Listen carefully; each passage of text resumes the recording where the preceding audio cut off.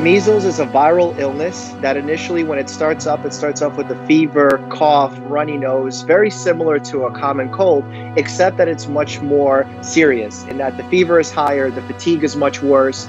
And then you have a very classic measles-like rash that appears on day 3, day 4. 1 in 20 will develop pneumonia, which is an infection of the lungs.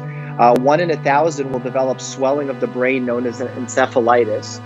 And unfortunately, 1 in 2 of 1,000 can die from measles. If you are not vaccinated and you are exposed to measles, you will get it. It's basically a sure thing. The community that's most at risk here when it comes to measles outbreaks are children who are too young to get the vaccine, so they can't build up their own protection.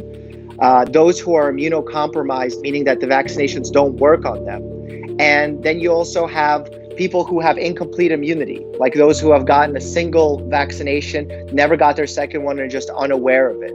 However, the people who are most susceptible from suffering the consequences of measles that are deadly, like pneumonia, encephalitis, death, are the very young, the very old, and again, the immunocompromised. Right now, we're just over 700 cases in the US. That number is climbing. Both fortunately and unfortunately, it's climbing in very tight-knit communities. So it's not spread everywhere across the United States. It's within these specific communities where there is an unvaccinated population, again, because of misinformation. The measles vaccines are 96% effective, meaning that you will not be getting measles if you were vaccinated. Although you can see that because it's not 100%, even if you have a strong measles outbreak, there's going to be people who are vaccinated that still possibly can get measles. And that makes the equation even that much more difficult for us doctors, because with measles spreading like wildfire in the unvaccinated population, for it to spread into the vaccinated population makes the trouble even worse. If they're aware of an outbreak in their community, they should take even more into consideration their personal hygiene.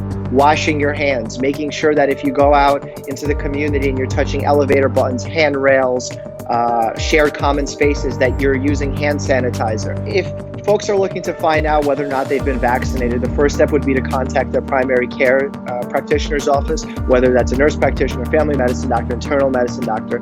If those records are unavailable, it's very easy to go and get your measles titers to find out whether or not your body has immunity to this disease. And if it's not, the booster is safe, it's effective. All the misinformation out there tying this vaccine to autism or other scary ailments is flat out untrue.